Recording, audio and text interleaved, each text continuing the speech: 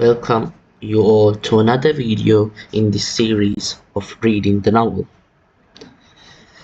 Today, let's start from page 24. You will get used to it, Nathan said. After many sowings and harvestings, you will not notice these things.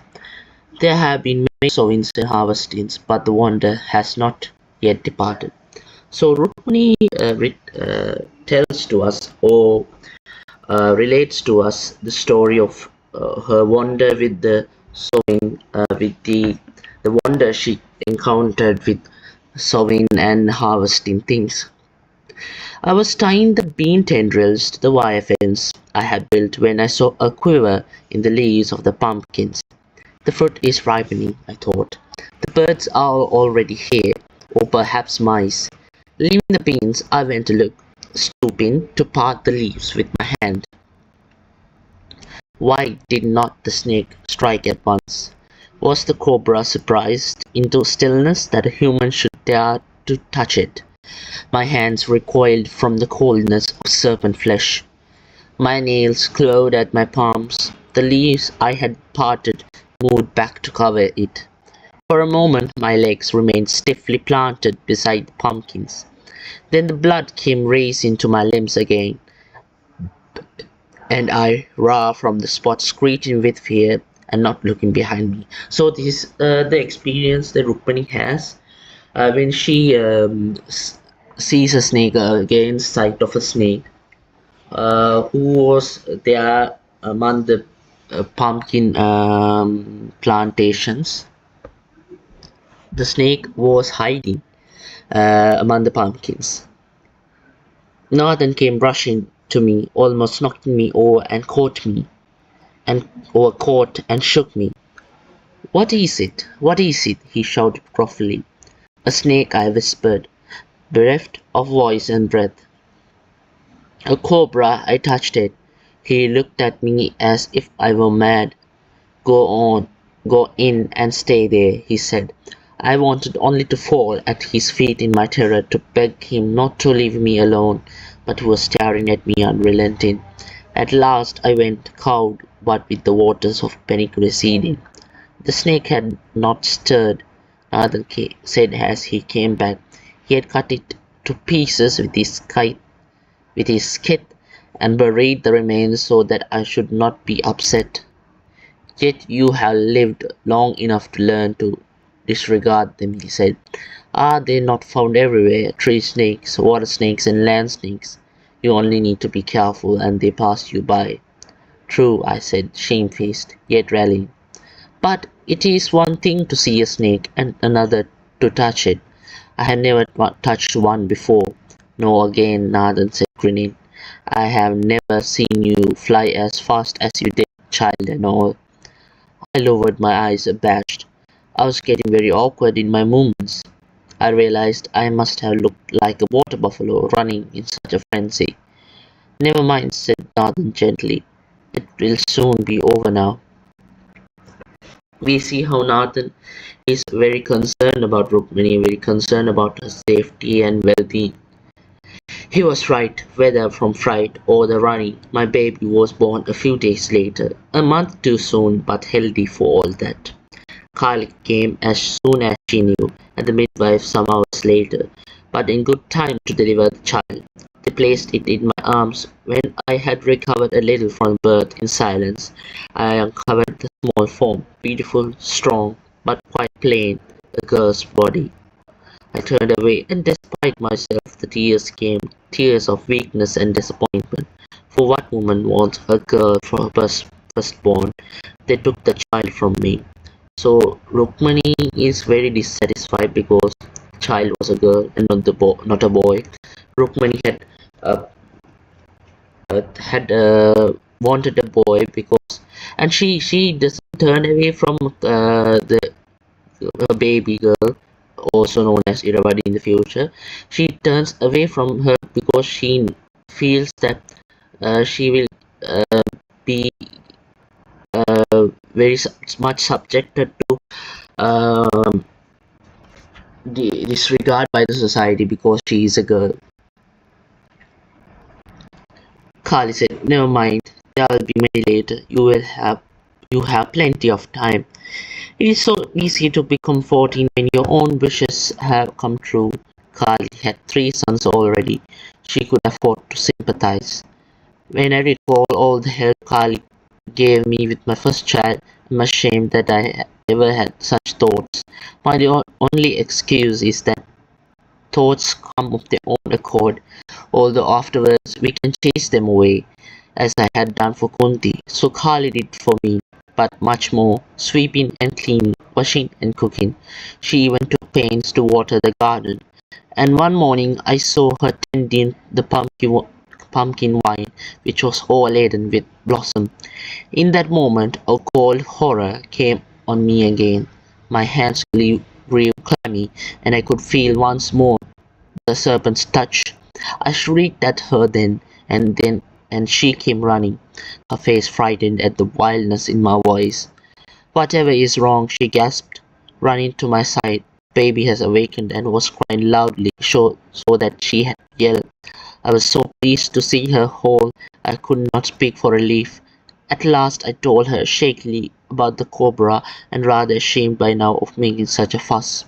I exaggerated a little, making the snake enormous of its kind and the danger more deadly than it had been. Women can sometimes be more soothing than men.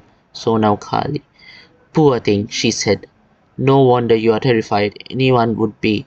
But it is a pity your husband killed the snake, since cobras are sacred."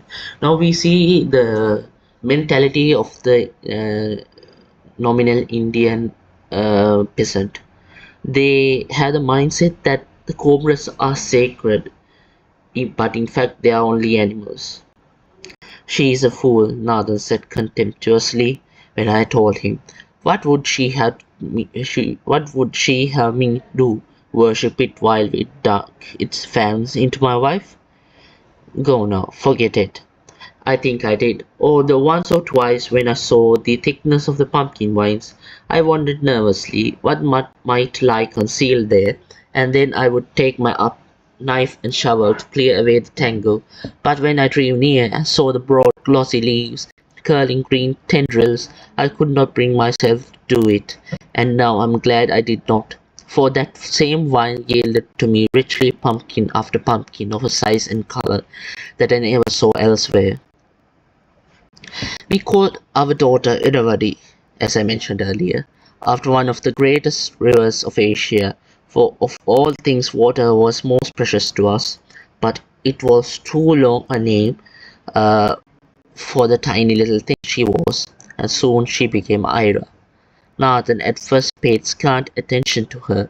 He had wanted a son to continue his line and walk beside him on the land, not a puling infant who would take her with her a dowry and leave nothing but a memory behind. But soon she stopped being a puling infant, and when at the age of 10 months she called him Appa, which means father. He began to make he began to take a lively interest in her. She was a fair child, lovely and dimpled, with soft gleaming hair. I do not know where she got her looks from, not from me, nor from Nathan, but there it was.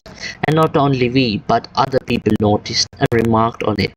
I myself did not know how I could have produced so beautiful a child, and I was proud of her and glad even when people pretended to disbelieve that I could be her mother. "Here is a marvel indeed," they would say, and make comparisons with ordinary parents who sometimes bore a child of matchless brilliance, or with a devout couple who had brought forth a wretch. I prefer to think the plain have their rewards, and this was mine. "She is like you," Nathan would say to me as he surveyed her, but he was the only one who thought so. Before long she was crawling all over the place, following her father into the fields, trailing me as I went about my work, and very soon she began to walk. "You must not allow it so early," Carly said to me ominously, "or her legs will bend like hoops." And at first I listened to her, and whenever I saw Ira trying to stand up or walk, I would rush forward and pick her up, but soon there was no stopping her. I should have been it at the whole time otherwise. So Rukmani tells how if he had been concerned about Ira walking or trying to put a stop to it, she would have to be there the whole time. So she subtly ignored it and let Ira take the natural course.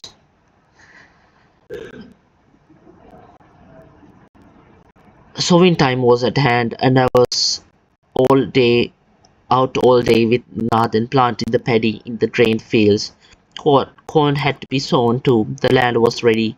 My husband plowed it, steadying the plow behind the two bullocks while I came behind, strewing the seed to either side and sprinkling the earth over from the basket at my hip.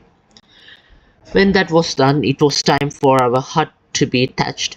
It stood up well to sun and wind, but after the monsoon rain, several small patches showed wear, and it was as well to get things done in good time.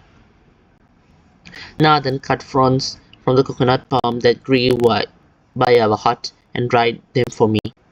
Together we twisted the fibre and bound the palms, shaping them to the roof and strengthening the whole with clay. Ira was no trouble at all. She would sit happily playing by herself in the sun, chuckling at the birds or at anything else she could see, including her fond parents. Or if it was hot and she grew fretful, I would hang a cloth from a branch and put her in it, and she would go to sleep without any further bother. My mother especially grew very fond of her, and came to see us often. All it meant travelling several hours in the bullock cart, which is very tiring when one is no longer young. Sometimes I would go to see my parents, but seldom, since there was so much to be done in my own home, and my mother, knowing this, did not reproach me for the long intervals between my visits. So, Rukmani's mother visited Rukmani and her daughter because she was very fun, unlike the father of Rukmani, who did not like daughters much. He wanted a grandson. So, however, the grandmother or the mother of Rukmani visited her often, and she did not reproach or scold Rukmani for any time interval that she could not visit. So, with that, we end chapter 2, and in the next video, we will meet with chapter 3. Thank you, and do subscribe my channel for more videos.